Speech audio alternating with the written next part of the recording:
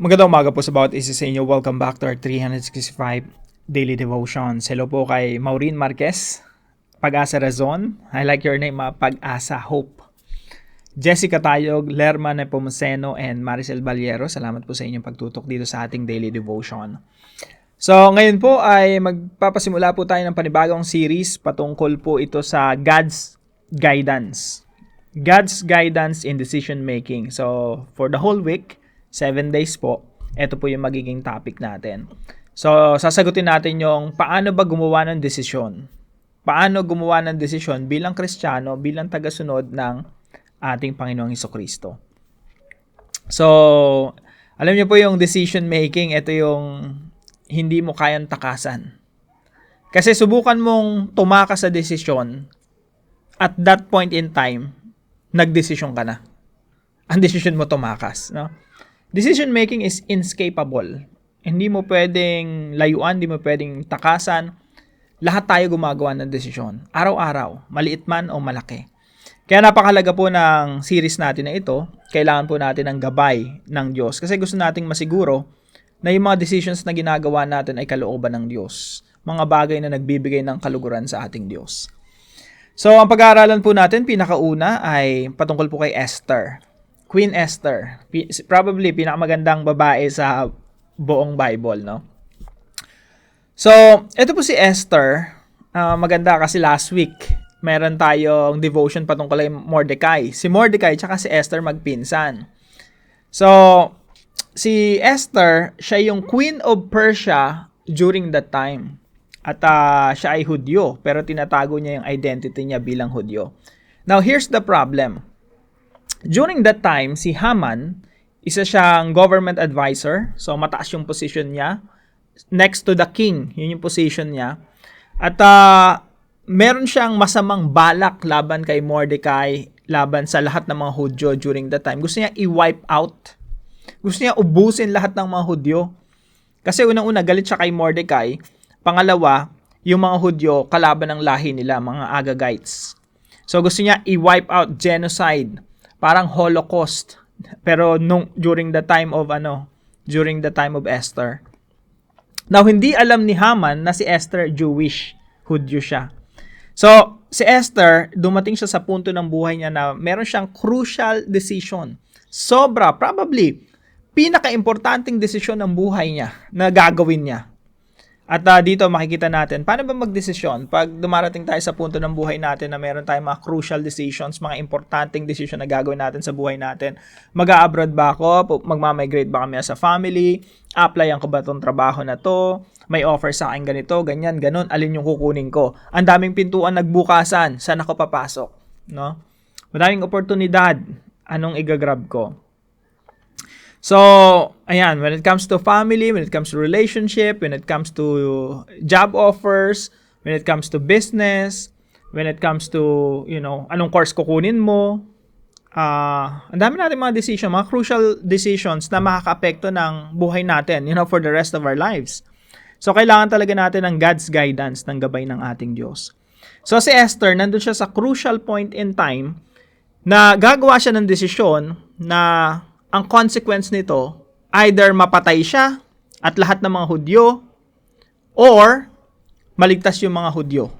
Pero ang danger kasi dito, meron kasi silang rule during that time. Sabi dun sa Bible, no, sa usapan nila ni Mordecai, pag lumapit ako sa king nang walang pahintulot para iligtas yung mga Hudyo, sabi niya, pag hindi naging merciful sa akin, hindi na-extend yung scepter sa akin, papatayin ako. Buhay ko yung kapalit. So, bawal kasing lumapit sa king nang hindi pinapatawag ng king kahit asawa ka pa ng hari. Hindi ng mga panahon na yun, no? Minsan siguro yung ibang nakikinig sa atin ngayon ng mga lalaki, parang gusto yung ganong kultura, no? Hanggat di kita pinapatawag, huwag kang lalapit sa akin, no? Noon yon hindi na ngayon. Kahit pangarapin mo, hindi mangyayari yon, no? Yung mga asawa talaga natin, talagang maikialam sa buhay natin yan. And for good reasons. So, si Esther nandun sa crucial point in time na pag lumapit ako sa king, pwede akong mamatay nang hindi ako pinapatawag. That's crucial para sa kanila. And mamamatay rin yung mga Hudyo. Pero pag hindi niya ginawa yon, papatayin pa rin yung mga Hudyo, pero siya possible na makaligtas. Kasi queen siya eh. So, anong gagawin niya? Now, tingnan po natin yung mga talata. Sabi po rito, verse 15, Esther chapter 4, verse 15 and 16. Then Esther sent to this reply to Mordecai, Go gather together all the Jews who are in Susa, and fast for me. Do not eat or drink for 3 days, 3 night or day. I and my attendants will fast as you do. When this is done, I will go to the king, even though it is against the law, and if I perish, I perish.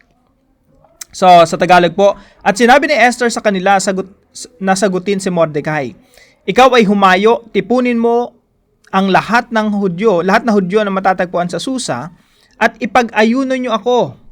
Huwag kayong kumain o uminom man sa loob ng 3 araw, gabi o araw. Sipin nyo po 3 days, 3 nights, walang kakain, walang iinom. Ganun katindi, ganun kadesperado, ganun ka-consequential yung decision na yun na gagawin ni Esther. Kailangan ng ganun katinding fasting.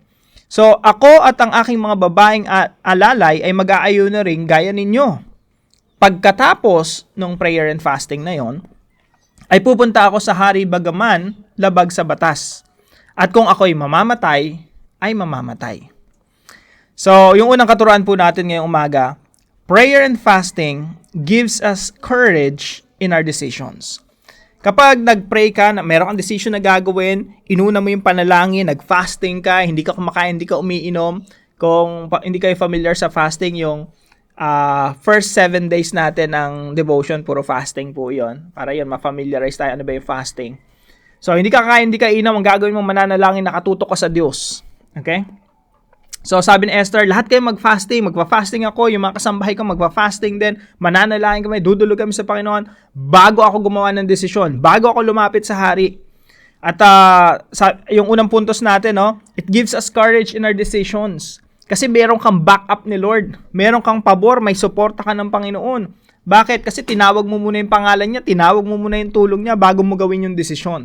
Kaya po napakahalaga na paggagawa tayo ng mga decision sa business, sa pamilya, direction sa buhay, pinapanalangin ng husto, binababad muna ng panalangin. Kasi pag hindi natin binabad sa panalangin, saan tayo kukuha ng courage, ng lakas ng loob para tayong sumabak sa gera ng mag-isa?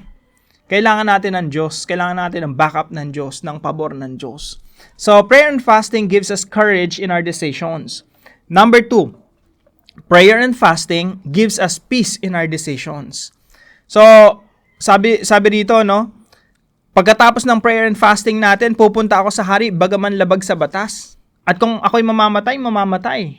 So, may courage, may peace. Ibig sabihin, pinag-pray ko na to, pinag-fasting ko na to, sasabak ako dito sa desisyon na ito, meron na akong kapayapaan kung anong mangyari sa akin, nasa kamay na ng Diyos yon. Kasi in the first place, nilapit ko na sa Diyos yung sitwasyon.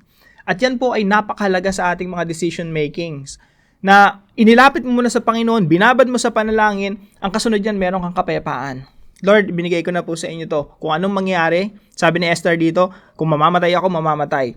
Sa atin naman, kung anong mangyari sa atin, kung anong mangyari doon sa pinag-pray natin, tatanggapin natin yon, may kapayapaan tayo.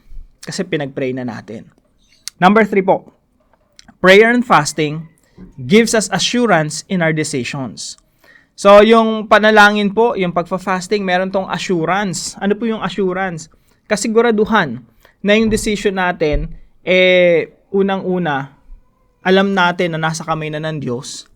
Pangalawa, kung ano man ang gawin ng Diyos dun sa panalangin natin, may assurance tayo na kalooban ng Diyos yun para sa atin. Kaya napakalaga ng mga kapatid, ang hirap nung may decision kang ginawa, tapos tanong ka ng tanong, tama ba ginawa ko? Parang mali, parang tama, parang ewan. Hindi po pwedeng ganun eh. Kailangan pag gumawa ka ng desisyon, na ipag-pray mo, na ibabad mo sa panalangin, nakipag-usap ka na, nakipag-bargain ka na sa Panginoon, para right after you prayed about it, kung ano man ang sagot sa iyong panalangin, meron kang assurance na alam mo, tama yung ginawa mong desisyon. Okay?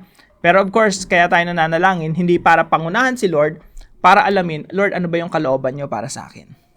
Lord, ano ba yung will nyo? Kung will nyo na sumabak ako dyan sa desisyon na yan, so be it. Backupan nyo rin ako, Panginoon. No?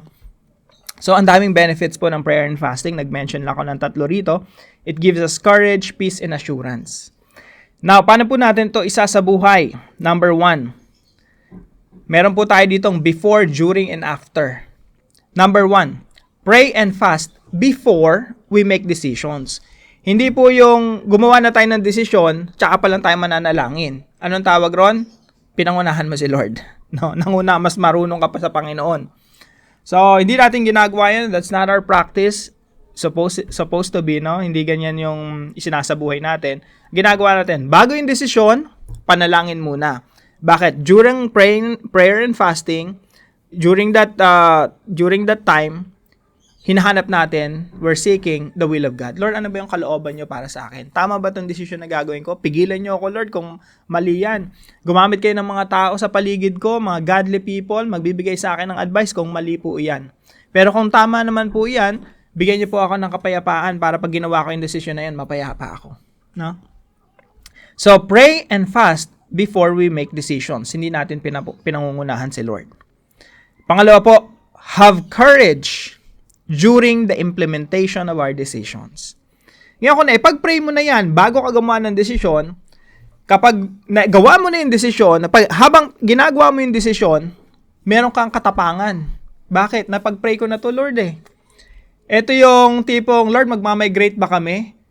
Tapos, gumawa ka na ng desisyon, pinag-pray mo na naman, nasa airplane ka na, nandun na kayong buong family nyo, yung tipo bang buong tapang na hinaharap mo yung future. Kasi during that time na ini-implement mo yung decisions mo, alam mo, pinag-pray mo na, may backup ka na ni Lord, wala nang reason para matakot. Wala nang reason para mangamba. Meron kang courage.